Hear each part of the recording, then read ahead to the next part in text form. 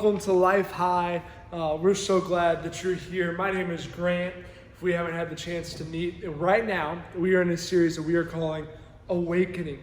Awakening, talking about God, open up our eyes, make us aware of what you have for us to do right now in Brazoria County in 2020. Not someday else, not someplace else, not with someone else, but what do you have for me? What do you have to do in my life, in this place, in this time, in this year? So that's what we're talking about, and we really want God to open up our eyes to it. I want to preach a message this week called It Doesn't Make Sense. It doesn't make sense. And I want to read out of the Bible. If you're at home, you can pull it up to John 11. John 11 verse 1 is what we're going to be in. And this is the story of Lazarus. And I'm excited to speak out of this. It says, a man named Lazarus was sick. He lived in Bethany with his sisters Mary and Martha. Now this is the Mary who later poured the expensive perfume on the Lord's feet and wiped them with her hair. Her brother Lazarus was sick, so the two sisters sent a message to Jesus telling him, Lord, your dear friend is very sick. The language there is, Lord, the one you love is sick. But when Jesus heard about it, he said, Lazarus' sickness will not end in death.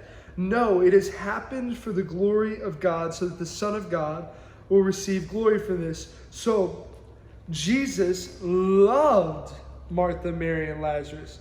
And because he loved them, he stayed where he was for the next 2 days. That doesn't make sense.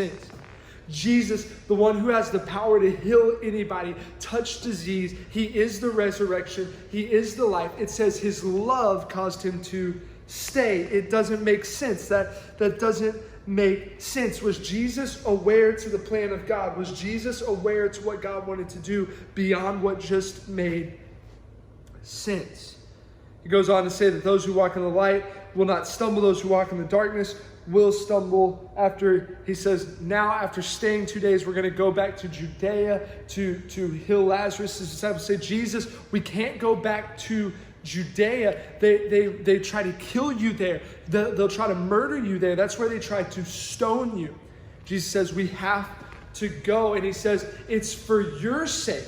So Jesus, we see Jesus not being led by fear of being stoned, not being led by the emotion of sadness to leave right away, not being led by his own selfish ambition, but for others' ambition. He says, for your sake, I'm glad I was not there at that time, but now we're going to go that you may believe even deeper.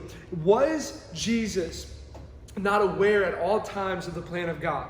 He was God, so yes. But how does Jesus operate like this? How could we operate like Jesus in this story? Have you ever got news that caused you to rush into a decision, or got news that caused you to rush to do something? I remember 2 years ago, Lex was pregnant with son number 1, Graham, and I remember that she was going to the doctor the week before we were supposed to have Graham, and I was at work at Myers Marketing Management, sitting on the couch with a guy named Brett Mock, a great cowboy with a great mustache, owns Mock Brothers Saddle Shop in Sand Springs, Oklahoma. I got to be their account manager, just an incredible dude. I was excited for this meeting, and I sit down, and would you know, the cell phone towers in our town were out. So Lex tries to call me, but the call drops. I try to call her, the call drops. We play this phone tag for like 20 minutes, and finally, even though the cell phone towers were still out, the call finally comes through, and Lex says, Grant, you need to come to the hospital. They're sending me to the hospital. Now, me being an idiot thought, okay, they're sending her to the hospital. They're sending her to the hospital to check some stuff out, but we're not having the baby for like another week. So, babe, I'll come to the hospital after this meeting. And she goes, Grant, we're having a baby. And I was like, oh, baby? With today? Like, this is, yeah. The news caused me to rush. The news caused me to run to the situation. There was emotion of, we're having a baby. I got to get to my wife. I got to get to my baby. I didn't even think in that moment of what God would have me to do. Now, obviously, in that moment, I believe God would have had me to run there anyways. But I just operated out of what made sense naturally. Now, this isn't always a bad thing. This isn't always a bad thing. But my question is, was Jesus always aware of what his Father was saying beyond what just made sense naturally? I believe he was. Have you ever noticed that we aren't like Jesus a lot of the times? Jesus, he stays. He stays for 2 days. He does something for other people's sake. He goes into enemy territory to save a friend, even when there's threat of death. If it was us, first off, we would have rushed to Lazarus. Because our emotion of sadness for the news we had, what we heard out of the news, what we got out of the news, what made sense to us would have just been to run. A lot of us are led by our emotions. A lot of us, if we feel it, we do it. If we think it, we do it. If we're led by emotions, we act out of anger, we act out of love, we act out of lust, we act out of passion, we act out of emotions, and our emotions are leading us. There's others of us that we're led by our own selfish ambition, that we're always looking at what we can do to advance ourselves. So Jesus says, for your sake, I didn't go right away. Jesus, he was with these men in this town, discipling them, and then he was with his disciples, and he says, it's for your sake I didn't rush right away. Even though my emotion made me want to rush, for your sake I didn't rush right away. He wasn't focused on his own self, he was focused on other people. But then lastly, some of us, we're led by our fear. Maybe we're not led by emotion or ambition, but we're led by our fear. If we feel fearful, we go into a shell and we don't do it. We're worried about other people's opinions, other people's thoughts, what other people will say about our faith. And so instead of listening to God on things, our fear leads our life. And have you noticed this is causing us to stumble? Look at us as a society. If living off of emotions worked, I'd be all for it, but it doesn't. We're deeper in anxiety, deeper into depression, deeper into worry. And so what makes sense to seek just happy emotions and good thoughts and all these things, it isn't working. We're stumbling around in insecurity. We're stumbling around in anxiety and worry and depression, and it's not working. For some of us, it's ambitions that I've got to go get mine and make mine happen. And ambition is leading how we eat, how we dress, how we act, who we're friends with, and all these other things. Selfish ambition is directing us, and it's not working because we constantly are finding that ambition, even when we reach the goal that we thought we had, there's somewhere else we have to get next, and there's never an end, there's never fulfillment, there's never satisfaction. We always need more with selfish ambition. Others are led by fear, and there's so much lack of confidence, so much insecurity that we're stumbling around because fear is constantly pushing us back and confining the faith on the inside of us. And so, well, we're stumbling with our emotions, our ambitions, and our fear, and we're led by those things. We do what makes sense based off of emotion. We do what makes sense based off of ambition. We do what makes sense based off of fear. But Jesus doesn't do what just makes sense based off of his emotions, his ambitions, or what could be perceived fear. Jesus does what his Father leads him to do and what his Father says. If we're going to be awakened to the plan of God, then we can't just automatically act out of emotions. We can't just automatically act out of ambition. We can't just automatically act out of fear, because we will continue to stumble around. We have to seek what our Father would say. When we have emotions, we take them to the Father and say, God, what would you have us to do in 2020 with these emotions? How could you lead me? When I have ambitions, God, these are my ambitions. These are my desires. Show me how to use them for your glory. God, these are my fears. Show me how to overcome them. God, this is my day. What would you have me to do? Say what you want. Go beyond my senses. Go beyond the confinement of my earthly mind and show me what you could do in my life today. I don't want to waste today. I want to do what the Father says. That's what Jesus did. Jesus didn't do just what made sense. He did what the Father said. And so, how did Jesus do this? How did Jesus not just react off of emotions, ambition, or fear? How did he do the Father's heart, the Father's will, and ultimately walk in purpose? How did Jesus do this? I believe that Jesus walked in the light, and he walked in the light by doing what? When we walk in the light, we don't trust ourselves. We don't trust our own senses. We don't trust what the world says. We don't trust our own emotions, our own ambitions, or our own fears. We trust our Father, and we lean into what he would have us do, and we trust that he loves us more than we love ourselves. That he loves us, and he loves the world, and that his plan is better than anything we could do on our own. Jesus trusted the Father. How do I know this? Notice this. Mary and Martha say, hey, the one that you earthly love, that's the Greek word there is phileo, the one that you earthly love is sick. He needs you.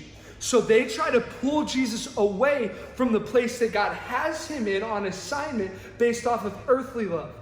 And Jesus, it says in the scripture, because of his agape, perfect heavenly love, he stayed. So earthly, what made sense tried to pull him away, but what heaven was saying, perfect love, heavenly love, caused him to stay. And here's why we need to trust in heaven, why we need to seek heaven, why we need to look to God, why we need to trust him and get what God would have to say about what we should do in our day, in our relationships, in our world, in our everyday living. The reason we should do it is because earthly love sees a situation or circumstances and what makes sense, but heavenly love speaks into what we cannot see. And so heavenly love tells Jesus, despite your emotion to leave right now, I want you to stay in this town and disciple these men. So these men are touched. If Jesus goes off of what makes sense, he rushes away from those men and they're never discipled. But because he listened to heavenly love, these men get the purpose of God instilled into them.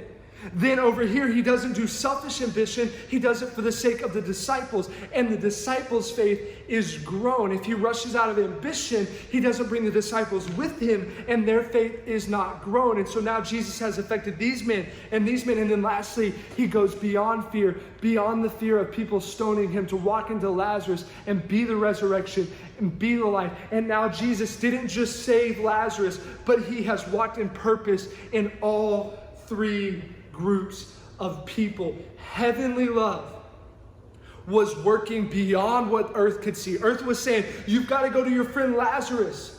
It was thinking about just Lazarus, but God had all these other people in mind. Could it be that we serve a God so much more significant than anything on earth, so much more significant than sickness, so much more significant than unbelief, so much more significant than emotions, that we serve a God that can see beyond it, and he can actually give you a life of purpose on earth that will impact people greater than you ever could on your own.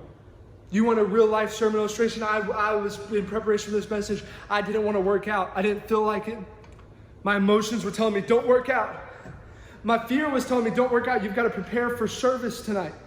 My ambition was kind of saying, hey, you don't want to be fat, so go work out. So I had 2 out of 3, you know what I'm saying? And it just kept surfacing. The God was saying, go work out, go work out. And so I say, okay, I'm going to go work out. And I go out and I'm like, man, God, I don't really want to run. And he's like, go for a run, go for a run. Surface in my heart, surface in my soul. That's what I mean when I say said it. It just surfaced, go for a run, go for a run. So I take off for a run, thinking that this is just about me.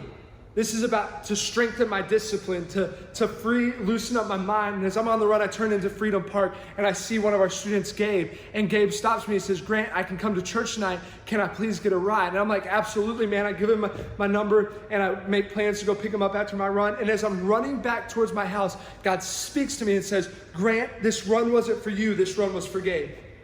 What you saw on your own today is you didn't feel like running. What you saw on your own today is you were fearful about your message. All you saw today was one service. But I saw beyond service. I saw beyond it, and I saw into Gabe's life. And I said, you know what? I'm going to send Grant on this run. And Grant may think it's just about him, but it's heavenly love. When he will listen to me, when he will seek what I say and not just what he feels, I will take him on a path of purpose that will impact people, because heavenly love sees what man cannot see on their own.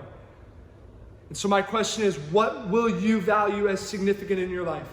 Will your emotions be the most important thing? Your ambitions be the most important thing? Your fear be the most important thing? Will you trust in yourself, always stumbling over all of these different things, always feeling insecure, lack of confidence, always feeling like you're not enough? Or will you begin to trust in perfect heavenly love that can lead you and guide you beyond what you see into purpose and impacting of people in your own everyday life? Will your life be an opportunity for God to display his significance through?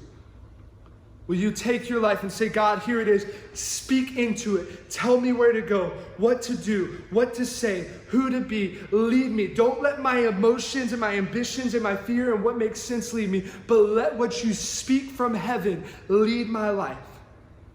My last question is, will the stones of man lead you, or will the cornerstone of God lead you? Let me explain. Right before the story of Lazarus, Jesus is almost killed by people in Judea that want to stone him. And the disciples try to stop Jesus from going to where God had called him based off of what people had tried to do with stones. Are you going to live your entire life based off of other people's stones? People's opinions, people's thoughts, what other people have to say? Are you going to live off of the world's stones of emotions, ambitions, and fears that are constantly trying to beat you down and constantly trying to get you to feel like you have to prove yourself? Or can you trust in the cornerstone, who is Jesus? Can he become the foundation of your life, where you don't build anything, you don't do anything, you don't say anything, you don't participate in anything that doesn't fit on the foundation of Jesus? Can what he's done, who he is, the salvation that he's given you, the love he has for you, can it be the foundation of your life above all else? Because if you will get rooted and grounded in the love of God, if you will begin to comprehend the love of God, like Ephesians 3 says, you will begin to live beyond knowledge, live beyond your senses, live beyond what makes sense, and you will begin to live based off of what God says. And it's in living out of what God says that you reach purpose in this life. Oh, it doesn't make sense, but I'm living a life that looks to what God has to say into my life, so that I can have the impact and live out the assignment that God has called me to live. I'll never be awakened to the assignment that God has for me until I'm awakened to the reality of all he's done for me and all he wants to do, and his heavenly perfect love that can do more than I can see, more than I can think, and more than I can imagine. Come on, it doesn't make sense, but we're doing it. Let's look to God this week. Let's listen to God, and let's live out the life he speaks into our being. Come on, it's going to be a great week. I love you, Life High. We'll see you soon.